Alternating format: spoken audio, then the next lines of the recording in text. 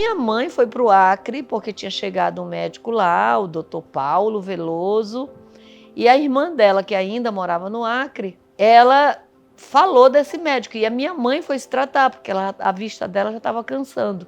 E eu fui junto. Quando ela chega lá no médico, o doutor Paulo vira, e no lugar de olhar para minha mãe, por acaso ele olhou para mim. Aí ele olhou assim e disse: que bom que a senhora trouxe sua filha. Aí ela disse: não, mas eu vim me consultar, porque ela não ia ficar lá sem mim.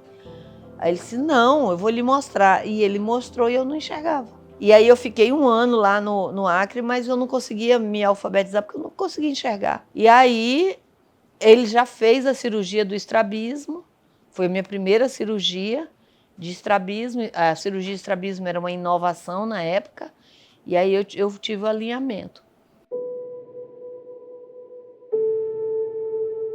Eu tinha vocação para ser humorista, porque eu lembrava que meus tios, eles ficavam perguntando como é que foi a cirurgia, como é que foi a cirurgia, né? E o que eu lembro de verdade foi o doutor Paulo dizendo assim: você agora vai contar até 10 para que eu tenha certeza de que está funcionando a anestesia. Aí eu lembro dele explicando. Eu lembro de ter contado só até 3. E quando eu acordei, eu olhei para a mamãe, eu não olhei, né, porque os olhos estavam vedados, mas eu perguntava da mamãe: eu contei até 10? Eu contei até 10.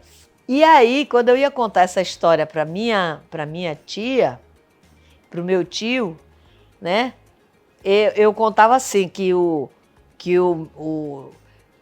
é que foi a cirurgia, Valterlina? Eu dizia: mas foi fascinante, ele tira o olho da gente, limpa e tal, e ele ficava assim: ai, meu Deus, que coisa impressionante. E como ficava muito vermelho, porque o corte era profundo, né? Aí eu dizia assim: olha aqui, ó, foi de onde ele tirou, e eles ficavam assim: deixa disso, você tá com onda, você tá brincando. Não era com onda que eles falavam, que não era da época, mas era alguma coisa nesse sentido. Depois que eu volto a enxergar, aí eu me integro muito bem à vida escolar. Isso me leva, então, para 11, 12 anos, Barão de Solimões. Eu gostava tanto de estudar que quando eu não podia entrar na sala, que eu perdia a hora de voltar para a sala depois do recreio, se o professor não deixasse eu entrar na sala, eu escandalizava. E isso eu estou falando da 5ª à 8ª série, né? Eu estou falando de 1979, 79, 80, 81 até 82. Eu era líder de turma, eu representava a turma no conselho, eu ia para o Grêmio Estudantil, né? Eu ia para a biblioteca que me ensinava os grandes clássicos. Eu não sabia que eram grandes clássicos. Eu li Cervantes, eu li Borges, eu li Júlio Verne na biblioteca do Barão de Solimões. Eu sou professora, acho que desde quando eu brincava com as crianças lá no meu bairro.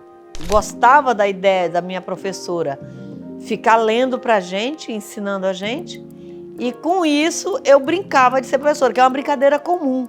E ser professora para mim eu acho que era algo que aparecia naturalmente, porque na escola eu ensinava os colegas que sabiam menos, eu era muito solidária com eles, eu lembro bem disso.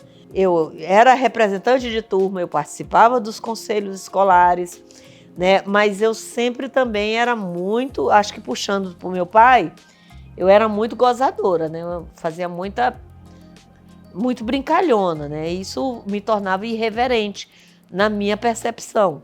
Não sei se isso afetou em algum momento credibilidade ou não, mas eu tinha isso. Nós nos conhecemos quando nós éramos adolescentes ainda, estudantes da escola Barão de Solimões, década de 80, né?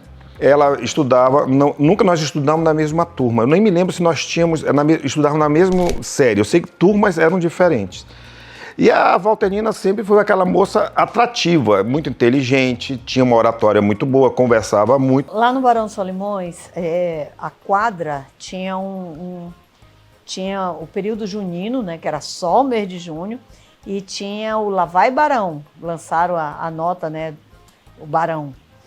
E aí nós tínhamos a quadrilha do Barão. A gente dançava e tal, ensaiava. Só que na hora H eu fiquei sem par. E o Joelcimar também ficou sem par. E aí, na hora de entrar na quadra, o meu vestido rasgou, aí ele veio, deixa eu amarrar isso aqui. Aí amarrou para mim o vestido. E eu era uma personagem. Ele dizia, meu Deus do céu, tu vai sair? Porque eu coloquei um travesseiro na bunda. E aí ficou a velha da quadrilha. Disse, então eu vou ser o velho da quadrilha também. Então eu sei meu pau faltou. E aí nós lançamos o velho e a velha da quadrilha pós-moderno. Ou seja, era os velhos mais assanhados que tinha naquela quadrilha. E foi uma risada geral, foi muito legal, foi muito divertido.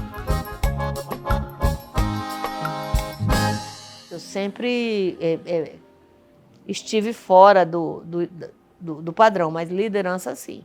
Que eu vejo sim.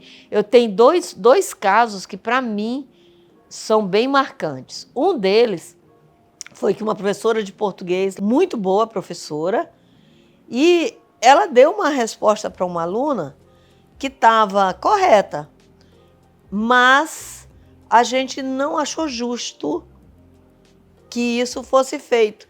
E aí eu fiz uma reunião com a turma e a turma decidiu não falar durante a aula da professora. Porque a gente queria que a professora entendesse, naquele momento, que ela podia ter perguntado antes. É uma ação que eu tive para chamar a atenção da professora numa questão extrema, onde todas as outras possibilidades já tinham sido esgotadas, e a professora compreendeu. E fui eu que coordenei isso, porque eu não queria que colocasse nenhum tipo de cartaz, eu não queria que fosse para a direção, eu não queria que maculasse a imagem da professora, porque eu sinceramente acreditava que ela não sabia que tinha feito uma coisa que magoou a turma. Então a gente fez uma greve de silêncio. E fui eu que coordenei isso para não ter um conflito maior.